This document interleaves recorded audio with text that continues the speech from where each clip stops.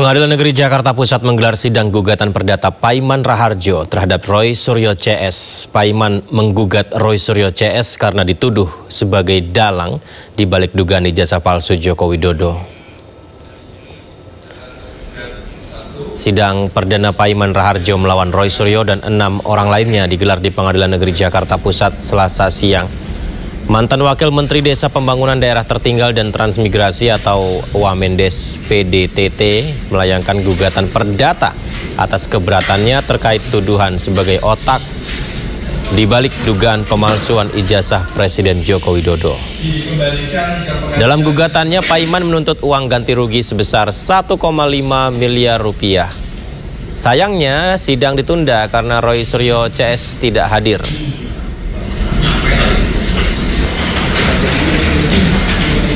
Sebagai warga negara Indonesia yang baik harusnya hadir ya, karena ini kan untuk pembuktian.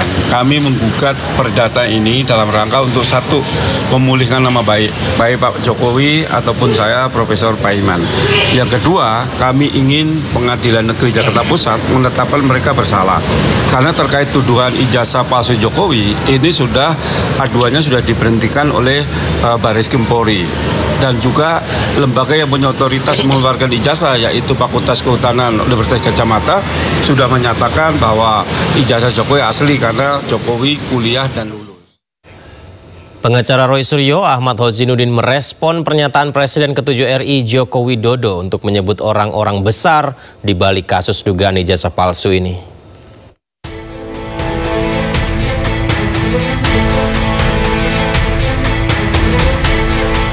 Menanggapi pernyataan Joko Widodo terkait adanya orang besar di balik kasus dugaan ijazah palsu, pengacara Roy Suryo Ahmad Hozinuddin meyakini tidak ada sosok orang besar di balik isu ijazah palsu.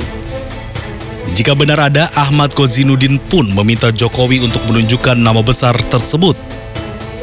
Hari ini saya tantang saudara Joko Widodo, kalau memang benar ada orang besar, tunjuk hidungnya. Siapa namanya? Apakah orang besar itu Aguan? Sebut Aguan.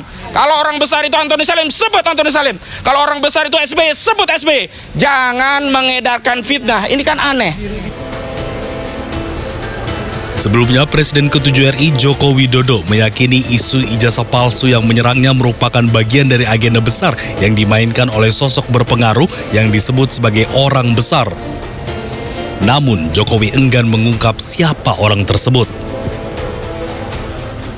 Saya sudah sampaikan, feeling saya mengatakan ada agenda besar politik dalam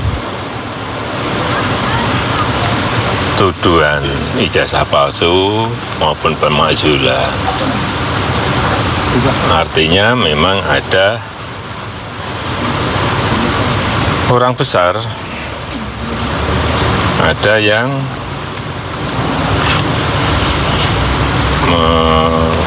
make up, ya, itu aja.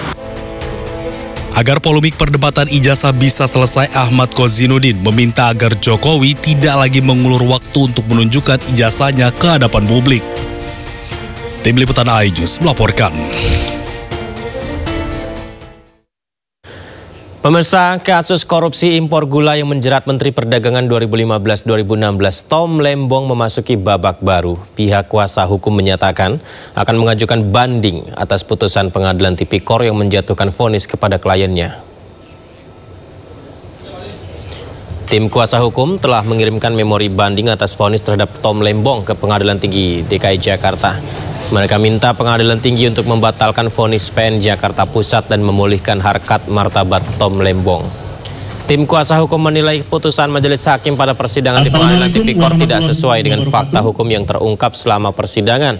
Mereka menegaskan Tom Lembong tidak melakukan penyalahgunaan kewenangan saat menerbitkan izin impor gula tahun 2015. Tim hukum menilai penggunaan pasal 2 Undang-Undang Tipikor dinilai tidak tepat karena tidak ada unsur kerugian negara yang nyata maupun keuntungan pribadi yang diterima Tom Lembong.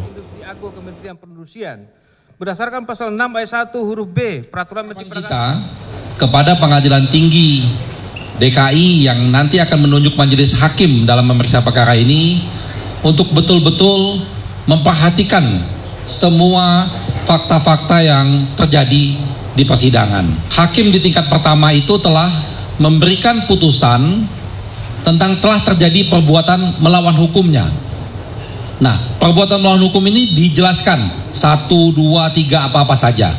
Di perbuatan melawan hukum itu kami jelaskan juga dalam memori banding ini tidak ada mens rea atau niat jahat. Dalam pasal 2 dan pasal 3, karena ini adalah delik material, harus ada unsur kesengajaan, ada dolus di sana. Maka mens rea wajib ada. Kalau tidak ada mens rea, tidak ada perkara ini. Itu juga kami jelaskan di sana.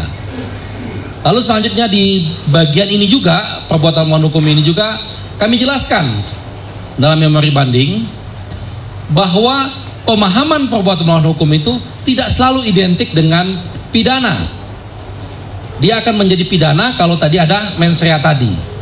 Tapi seandainya, nah ini juga seandainya, selalu kami sampaikan di setiap kesempatan, seandainya terjadi ada perbuatan melawan hukum yang dijelaskan pelanggaran yang dilakukan oleh terdakwa dalam hal ini Pak Tom Lembong, itu belum tentu pidana. Karena perbuatan melawan hukum itu ada kaitannya dia administrasi negara, ada kaitannya dia perdata. Nah, tetapi dari semua faktor-faktor yang dijelaskan dalam perbuatan melawan hukum itu bisa kami jawab semua. Jadi memang Pak Tom Lembong ternyata tidak juga salah dalam menggunakan kebijakan-kebijakan tersebut. Kita ke kasus lain, pemirsa. Menteri Imigrasi dan Pemasyarakatan IMIPAS Agus Andrianto menyampaikan paspor Riza Khalid tersangka kasus dugaan korupsi tata kelola minyak mentah sudah dicabut. Riza Khalid diketahui kabur ke luar negeri sebelum ditetapkan jadi tersangka kasus korupsi yang merugikan negara hingga 285 triliun rupiah. Hasil penyelidikan awal dan pemantauan di keimigrasian, Riza ternyata sudah berada di Malaysia sejak Februari 2025 lalu atau saat dipanggil oleh penyidik Kejaksaan Agung. Riza Khalid kini tengah berada di Malaysia. IMIPAS masih berkomunikasi dengan imigrasi Malaysia supaya bisa memulangkan Riza Khalid. Riza Khalid sudah kita cabut paspornya. Yang kedua, pemerintah saja meninggalkan Indonesia dari bulan Februari dan saat ini termonitor yang bersangkutan berada di Indonesia. Kita lebih bangun bersama dengan teman-teman di sana. Mudah-mudahan ada niat baik dari pemerintah Malaysia untuk membantu pengembalian Riza Khalid.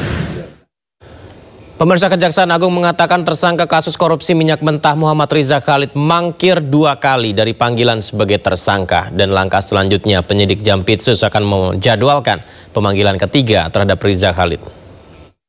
Untuk MRC, penyidik sudah melakukan pemanggilan kedua hari Senin kemarin tanggal 28 Juli.